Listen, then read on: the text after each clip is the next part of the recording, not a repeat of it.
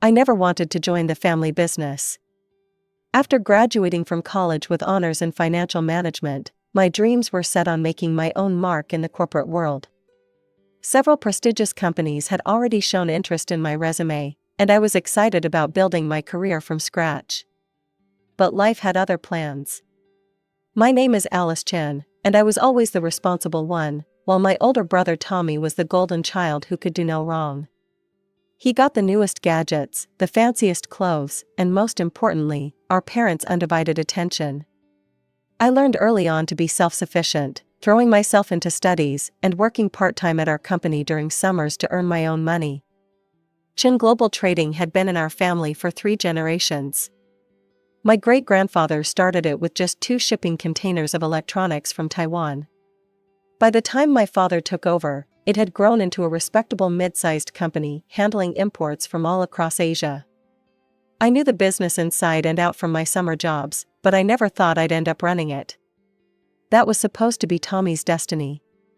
"Alice, we need to talk," my father said one evening, his voice unusually serious. I had just finished telling him about a promising interview with Goldman Sachs over dinner at his office. "What's wrong, Dad?" He gestured for me to sit down, his face lined with worry. "The company, it's not doing well. We're losing money faster than ever before." I felt my stomach tighten. I thought Tommy was learning the ropes? "You always said he'd take over." Dad's face flushed with embarrassment. "Your brother, he's not ready. Yesterday, he expense reported a $5,000 dinner with clients at that new French restaurant. When I asked him about the business discussed, he couldn't remember a single detail." "And what does this have to do with me?" I asked, although I was beginning to see where this was going. "I need you to take over as CEO," he said simply. "You're smart, responsible, and you know the business. The company needs you, Alice." I sat there, stunned. For years, I'd been told this was Tommy's birthright. Now suddenly, because he couldn't handle it, they wanted me to step in and fix everything? What about my own career plans? I protested. "I've worked hard for this, Dad. I have interviews lined up." "This is our family's legacy," he interrupted, his voice cracking slightly. "Your great-grandfather built this company from nothing. Are you really going to let it fail?"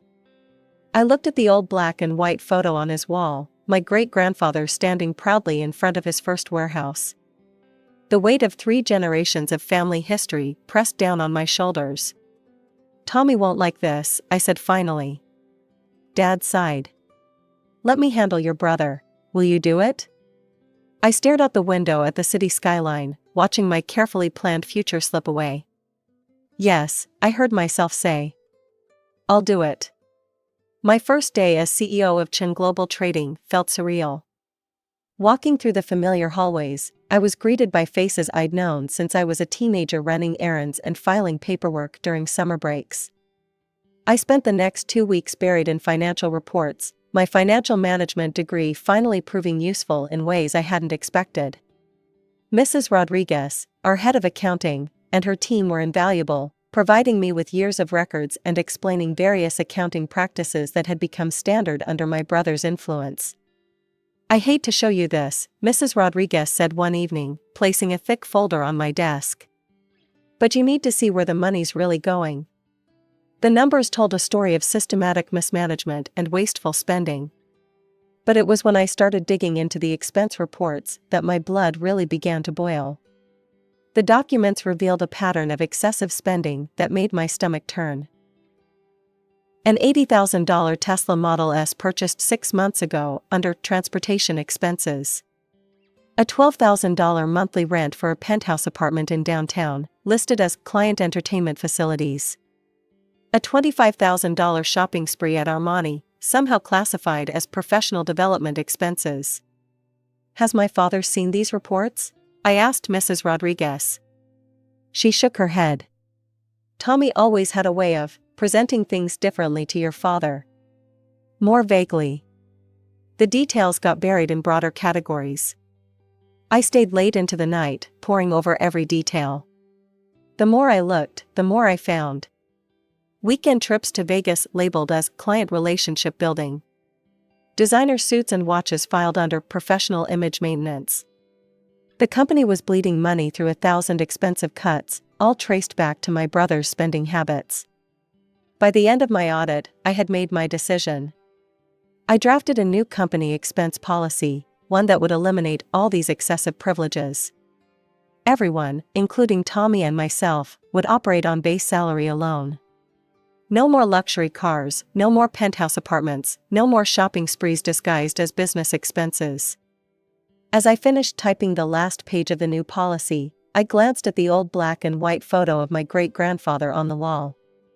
I'm going to fix this, I promised him silently. Whatever it takes. I knew the storm that was coming. Tommy wouldn't take these changes lying down. But I had the numbers, the documentation, and most importantly, the authority to make these necessary changes. Let him try to justify $1,200 swimming trunks as a business expense to my face. I was reviewing supplier contracts when my office door burst open with such force that it bounced off the wall. Tommy stormed in, his face red with rage, waving a copy of the new expense policy I distributed that morning. "What the hell is this?" he shouted, slamming the document onto my desk. "You think you can just walk in here and take everything away from me?" I kept my voice steady. "These are necessary changes to save the company, Tommy." "Bullshit. You've always been jealous of me. Always trying to prove you're better than me. And now you're using Dad's temporary insanity to push me out." "No one is pushing you out," I said. "But the company can't afford to bankroll your lifestyle anymore." "My lifestyle?" He laughed bitterly. "I bring in half our clients. You think they want to meet in some cheap restaurant? Drive around in a Toyota? They want to do business with a solvent company," I countered. "Which we won't be if." "Screw you, Alice." He kicked my visitor's chair across the room. "You're nothing but a jealous bitch who couldn't stand seeing me succeed. I'm calling Dad." He stormed out, leaving papers scattered across my floor. I knew exactly where this was heading. Sure enough, that Saturday at our family dinner, I could feel the tension as soon as I walked in. Mom was unusually quiet as she served the pot roast, and Dad kept clearing his throat, his nervous tell. Finally, Mom couldn't hold back anymore. "Alice, don't you think you're being a little harsh with your brother? He's worked so hard for the company." "Has he?" I reached for my briefcase. I'd come prepared for this. "Would you like to see exactly how Tommy's been working hard with company money?" I spread out the documents across the dining table, right next to Mom's best china. Credit card statements, expense reports, receipts, all carefully highlighted and annotated. This is the penthouse he rented with company funds. This is the Tesla he bought. Here are the Vegas trips, the designer shopping sprees, the $1,000 dinners. Mom shook her head. "He needs to entertain clients. With $1,200 swimming trunks?" I pointed to that particular receipt. "With a $15,000 watch." "Your brother has always had good instincts for business," Mom insisted. "He knows how to make people feel special." Dad had been silent, studying the documents with a deepening frown. "These numbers," he finally said. "Tommy, is this accurate?" Tommy, who'd been sulking at the other end of the table, shrugged. "It's all legitimate business expenses. Alice is just too rigid to understand how modern business works." "That's enough," Dad cut in. He looked tired, older somehow. "Alice is right about the expenses, Tommy. They need to stop." He held up his hand when Tommy tried to protest. "But she's also going to help you learn to run the company properly." I blinked in surprise. "I am?" Dad nodded. "My plan is to eventually split the company between you two. 50-50. But that only works if you both know how to manage it." He looked at me pleadingly. "Will you teach him?" I looked at Tommy, who was staring at his plate, jaw clenched. Teaching him would be like teaching a cat to swim. But I heard myself saying, "Yes, I'll try." Looking at Tommy across the conference room table, I couldn't help but think about our childhood.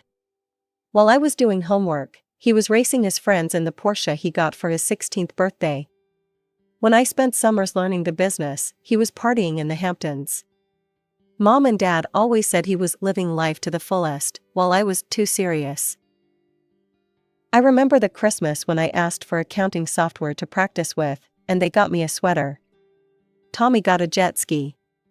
When I made honor roll, they nodded absently. When Tommy managed to graduate with C's, they threw a massive party.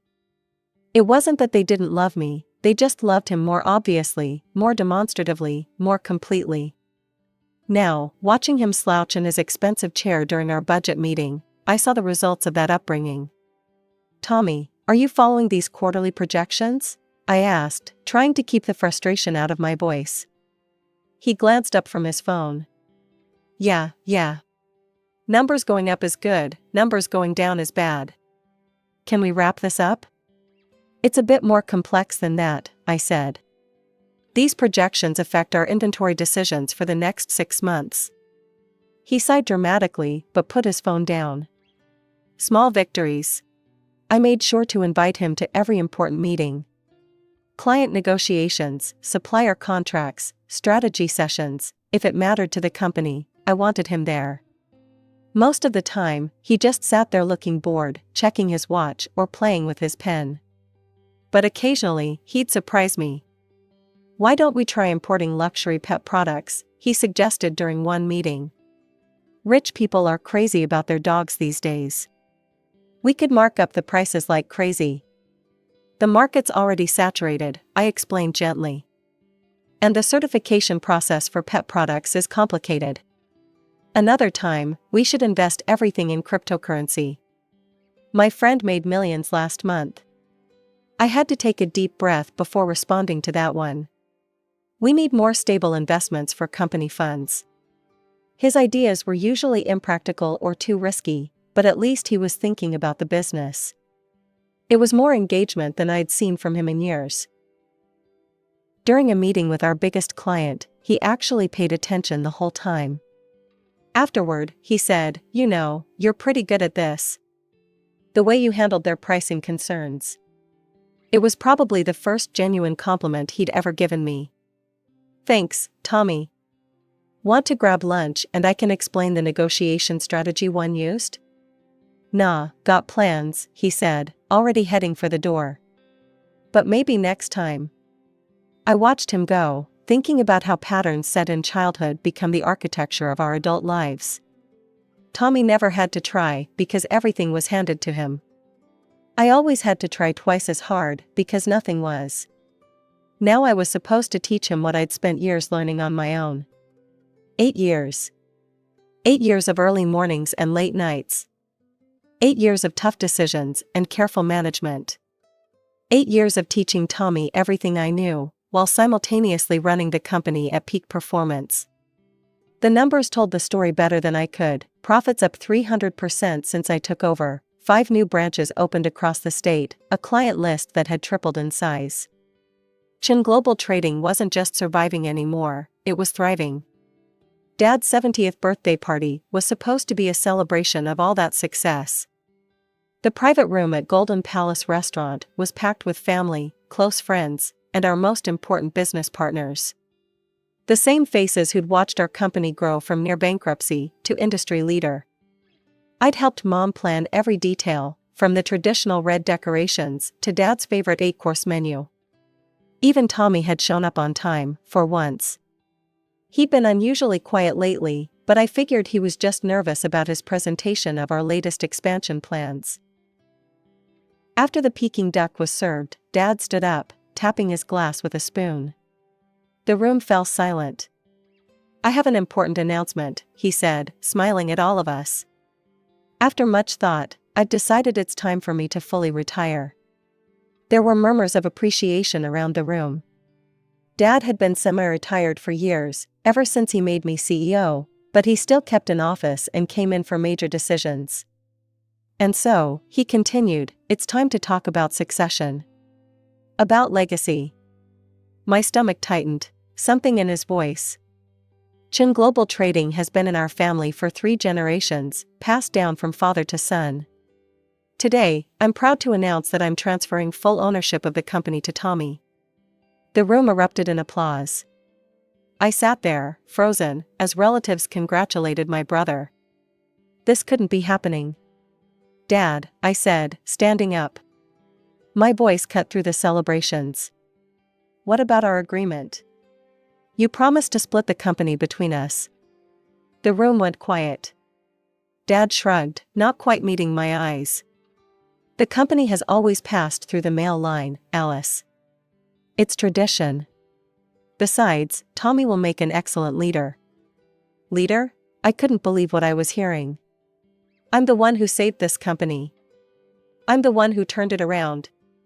Now, dear, Mom, cut in, don't make a scene. Tommy has natural leadership abilities. He'll make a better owner than. Better? I laughed incredulously. Where was his natural leadership when the company was failing? Where was it during the 8 years I spent teaching him basic business concepts? Tommy stood up, straightening his tie. Speaking of which, sis, you should start preparing to hand over your CEO duties. As the new owner, I'll be taking that position as well. He smirked at me across the table, the same smirk he'd had when he got that Porsche for his 16th birthday, when he took credit for my work in high school, when he spent company money like water because he knew he'd never face consequences. You know what? I stood up, my chair scraping against the floor. You all deserve each other. 8 years I spent fixing Dad's mistakes and covering Tommy's incompetence. 8 years of my life sacrificed for this family's legacy. Alice, Mom gasped. How dare you be so selfish? Selfish? I turned to face her. Was I being selfish when I worked 60-hour weeks to save the company? When I gave up my own career dreams? When I tried to teach Tommy despite knowing he'd never learn? You're just envious, Dad said coldly. You've always been jealous of your brother. Get out, Mom said, pointing to the door. If you can't be happy for your brother's success, you can leave. I looked around the room at my relatives' uncomfortable faces, at the business partners who wouldn't meet my eyes, at my family's expressions of righteous indignation. Gladly. The next morning, I walked into the office one last time to clear out my desk. Tommy was there, feet up on his new desk, my old desk, watching me pack. Don't forget to leave your keys, he smirked. I dropped my resignation letter on his desk, without a word. 8 years of my life packed into one cardboard box. Thankfully, I'd always lived well below my means. The savings I'd accumulated bought me a beautiful apartment in the historic district. I decided to take a few months off, something I hadn't done since college. The first signs of trouble at Cheaing Global Trading started 3 months later. Mrs. Rodriguez called me over coffee. They fired me, she said, hands wrapped around her cup. Tommy said I was too old school in my accounting practices. Over the next few weeks, more calls came. Tommy had replaced most of the senior management with his college buddies. The new CFO was a guy he used to party with who'd barely passed business school. He's back to his old spending habits, reported James, my former VP of operations, who'd also been let go. Bought himself a new Maserati as a company car. But that's not the worst part. The worst part, as it turned out, was Tommy's solution to their first major crisis. When their main supplier raised prices, instead of negotiating or finding a reputable alternative, Tommy switched to a sketchy supplier offering suspiciously low prices. The products are garbage, Sarah from Quality Control told me before she too was fired. Half of them are defective, but Tommy won't listen. Says we're being too picky. Within 6 months, the company had lost 3 major clients. Within 8 months, most of our long-term partners had jumped ship. The carefully built reputation I'd spent 8 years cultivating was crumbling in a matter of months. I heard it all through the grapevine, and I felt absolutely nothing. 1 year to the day after that fateful birthday dinner, my phone rang. Dad's name flashed on the screen. I almost didn't answer, but some remnant of daughterly duty made me pick up. Alice? His voice sounded older, tired. "We need to talk." I waited, letting the silence stretch between us. "Tommy, he hasn't worked out as we hoped." He cleared his throat. "The company's in trouble. Real trouble." "I'm aware," I said flatly. "The business community isn't that big. I'd heard about their latest disasters through my professional network." "We need you back," he said. "You can name your terms. Full control, whatever salary you want." Tommy will step aside. I couldn't help but laugh. "Now you want me back? After you threw away 8 years of my work because of tradition? This is our family's legacy, Alice. Your great-grandfather's company. You can't just let it die." "My great-grandfather's company died the day you chose your son's ego over your daughter's competence," I replied. "The company I built for 8 years, that's what's dying now. And I don't care." "How can you say that?" His voice rose. "This is your family's business. Your heritage. You have a responsibility." "No, Dad, I don't. Not anymore. You made your choice a year ago. Now you can live with it. Alice, please." I hung up and blocked his number. Then I blocked Mom's number too, for good measure. Looking out my office window at the Manhattan skyline, I smiled. My new business card read Alice Chen, Chief Executive Officer of Morton International, one of the largest import-export firms on the East Coast. I'd been headhunted for the position 6 months ago. "Alice?" My assistant poked her head in. "The board members are ready for your presentation." I gathered my papers, straightening my jacket. The quarterly results were excellent, we'd exceeded all projections, and I had plans to expand into 3 new markets. "Your strategy for the Asian markets is brilliant," Richard Morton, the company owner, had told me last week. "Best decision I ever made, bringing you on board." The irony wasn't lost on me. Here I was, doing exactly what I'd always wanted to do, being valued for exactly who I was.